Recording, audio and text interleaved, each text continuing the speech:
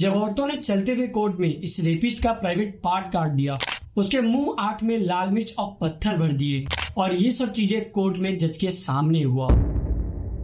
NCRB के report के हिसाब से औरतों के अगेंस्ट लगभग 4 लाख क्राइम रिपोर्ट हुए। और आज हम बात करेंगे एक ऐसे ही दरिंदे अक्कू यादव की, जो कि सीरियल किलर के साथ साथ एक सीरियल रेपिस्ट भी था। हेलो एवरीवन, मेरा नाम अभिषेक है और आप सबका स्वागत है आ क्राइम डोज के सेकंड एपिसोड में।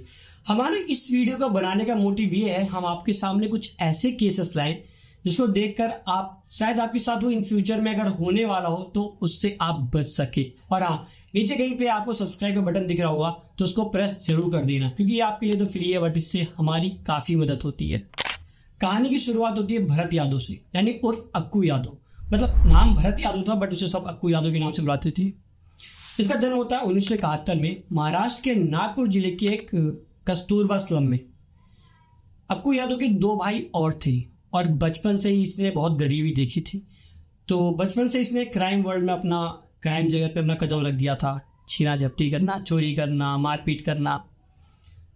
और अक्कू यादव का एक सपना था कि वो जिस स्लम में पैदा हुआ है उस पूरे एरिया को उस पे एक तरह से राज करना था। वो उसका एक सपना बन चुका था और वो हवस की आग में इतना अंधा हो चुका था कि 10 साल की बच्ची से लेकर के 70 साल तक की औरतें उसकी इस आग में जल चुकी थी।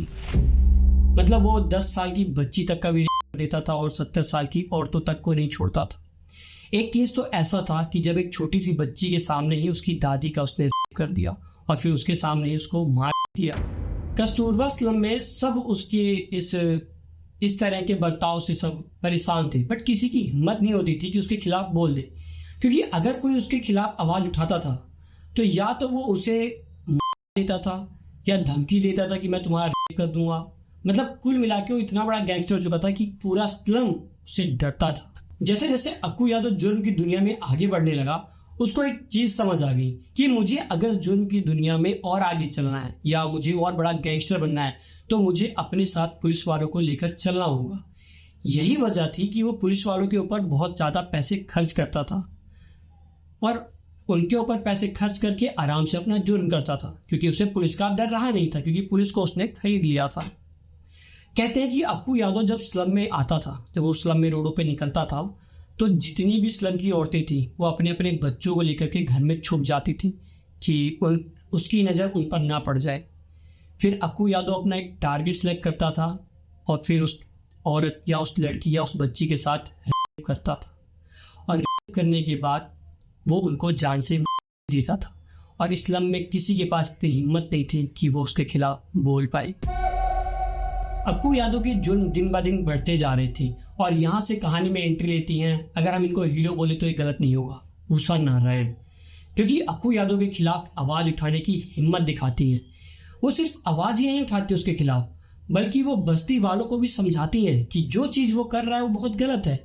अगर हम सब साथ में आ जाएं तो अक्कू यादव हमारा कुछ नहीं कर सकता है। जब ये बात अक्कू यादव को पता चलती है तो वो उषा नारायण के घर पहुंच जाता है और उसको मारने की धमकी देता है। यहाँ तक कि वो उसके साथ कर देगा ये भी धमकी देता है। बट इस बार सिचुएशन कुछ अलग थी। इस बार उषा नारायण की बातों का असर बस्ती वालों पर बहुत ज़्यादा पड़ा था। मतलब सारे बस्ती वालों को समझ आ गया था कि अगर हम एक हो जाएंगे तो अक्कू यादव हमारा कुछ नहीं बिगाड़ पाएगा। और हुआ भी यही। जितने भी बस्ती के लोग थे वो सारे उषा नारायण के साइड थे और सब लोग अक्कू यादव के खिलाफ खड़े हो गए। यहाँ तक कि बस्ती वालों ने अक्कू यादव का घर तक जला दिया। लेकिन अक्कू यादव इतना शातिर था, जब उसे ये सिचुएशन पता चली कि सारे बस्ती वाले मेरे खिलाफ हैं, जब उसे दिख गया कि अब उसके पास बचने का कोई तरीका नहीं है या कोई रास्ता नहीं है, तो उसने चुपचाप पुलिस स्टेशन में जाकर के खुद को सरेंडर कर दिया, क्योंकि उसे पूरा भरोसा था कि पुलिस वाले से वो दोबारा बच जाएगा। तारीख थी 13 अगस्त 2004। इसी दिन अक्कू यादव की कोर्ट में पेशी होने वाली थी। जब जज कोर्ट में एंट्री लेते हैं तो वो देखते हैं कि उनके सामने इतनी सारी औरतें बैठी हुई हैं कि जो हमें पुलिस होते हैं वो भी शॉक थे कि आखिर इतनी सारी औरतें कोर्ट में कहाँ से आ गई, है ना। जैसे नॉर्मली क्या होता है, कोर्ट में इतने लोग नहीं दिखते, बट उस दिन 300 से 400 औरतें कोर्ट में बैठी हुई थी। अब अक्कू यादव की वहाँ साइड से एंट्री होती है विटनेस बॉक्स में जाने के लिए। जैसे ही अक्कू यादव की एंट्री होती है वैसे ही एक महिलाओं का ग्रुप उसके ऊपर चाकू लेकर हमला कर देता है। औरतें इतनी ज्यादा थी कि पुलिस वाले घबराकर अपनी जान बचाने के लिए अक्कू यादव को छोड़कर भाग जाते हैं। और रिपोर्ट के अकॉर्डिंग अक्कू यादव के ऊपर 90 से 100 बार चाकू से वार किया जाता है। इतनी वार करने की वजह से उसका प्राइवेट पार्ट और उसका कान तक कट जाती है। जब उन औरतों का गुस्सा यहाँ तक शांत नहीं होता तो वो उसके मुंह में और आंख में लाल मिर्च और पत्थर भर देते हैं। और सबसे हैरानी की बात, ये सब चीजें चलते हुए कोर्ट में एक जज के पुलिस के सामने हो रहा था। अब यहाँ पर एक क्वेश्चन रेज होता है कि आखिर इन महिलाओं ने इतना बड़ा कदम उठाया क्यों? जब बाद में इस सवाल का जवाब उन औरतों से पूछा गया तो उनका ये जवाब था कि उन्हें लगता था कि अक्कू यादव फिर से हमेशा की तरह दोबारा से वो जेल से छूटकर बाहर आ जाएगा, इसलिए उन्हें ये कदम उठाना पड़ा। ये घटना होने के बाद कई औरतों को अरेस्ट भी किया गया। उन औरतों के साथ कुछ आदमी भी थे, बट कोई ठोस सबूत ना मिलने की वजह से उन सभी औरतों को या जो उनके साथ आदमी थे उन सबको रिहा कर दिया गया। जब ये केस पब्लिक में आया, यानी ये केस जब मीडिया मेन स्ट्रीम में आया, तो सिस्टम के ऊपर भी सवाल उठे, क्योंकि अक्कू यादव मरने से पहले कई बार जेल जा चुका था, बट वो कोई ना कोई जुगाड़ लगाकर बाहर आ जाता था।